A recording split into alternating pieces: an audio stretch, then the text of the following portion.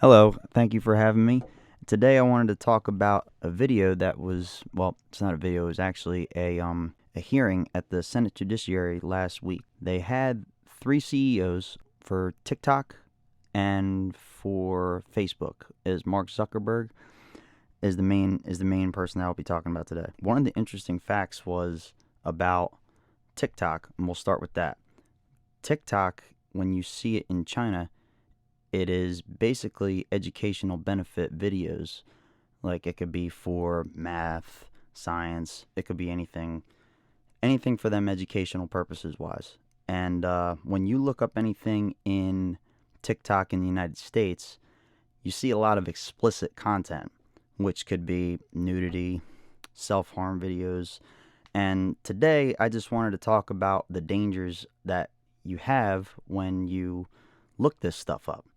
And I wanted to go ahead and start with one of the studies that was on Instagram. In the study, it says that the platform increases anxiety and depression.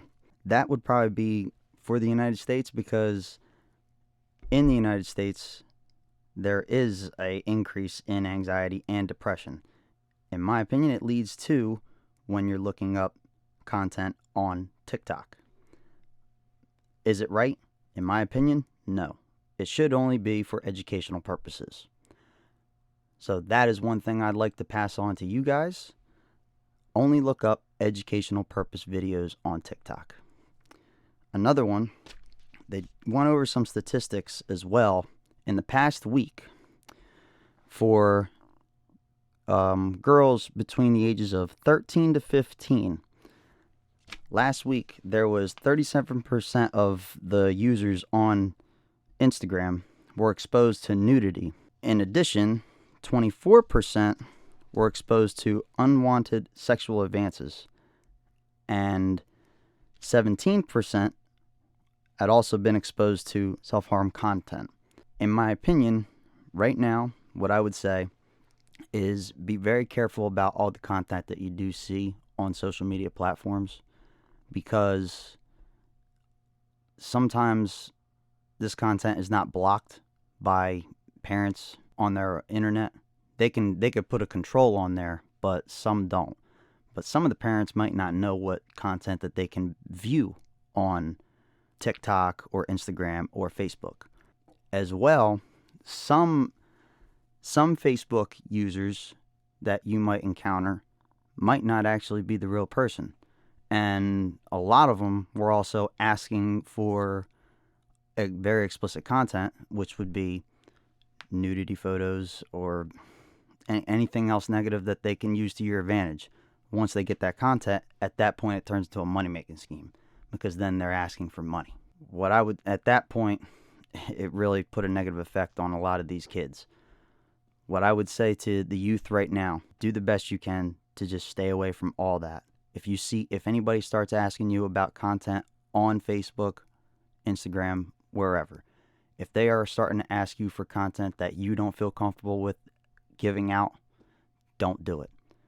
Because once somebody has it, it falls into the wrong hands, it can be a danger.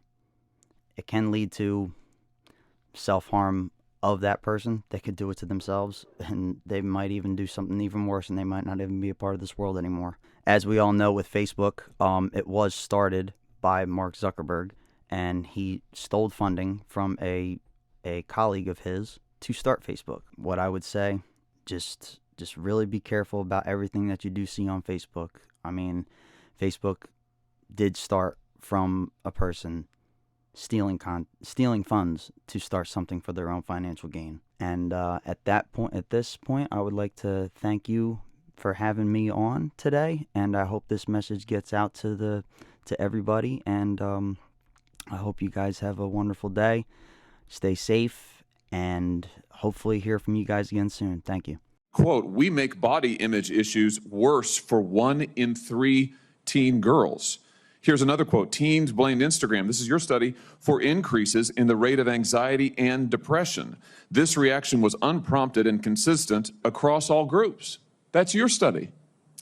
Senator, we try to understand the the feedback and how people feel about the services. We can improve. Wait a minute. them. Your I think own those studies your are- own study says that you make life worse for 1 in 3 teenage girls. You increase Senator, that's not anxiety what it and says. depression. That's what it says. And you're here testifying to us in public that there's no link. You've been doing this for years. For years, you've been coming in public and testifying under oath that there's absolutely no link. Your product is wonderful. The science is nascent, full speed ahead, while internally, you know full well your product is a disaster for teenagers. Senator, and yet that's you not keep true. right on doing what you're doing.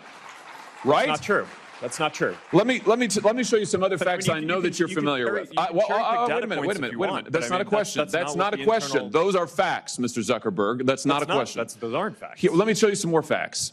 Here's some information from a whistleblower who came before the Senate, testified under oath in public. He worked for you. He's a senior executive. Here's what he showed he found when he studied your products. So, for example, this is girls between the ages of 13 and 15 years old. 37% of them reported that they had been exposed to nudity on the platform unwanted in the last 7 days. 24% said that they had experienced unwanted sexual advances they'd been propositioned in the last 7 days. 17% said they had encountered self-harm content pushed at them in the last 7 days. Now, I know you're familiar with these stats because he sent you an email where he lined it all out. I mean, we've got a copy of it right here.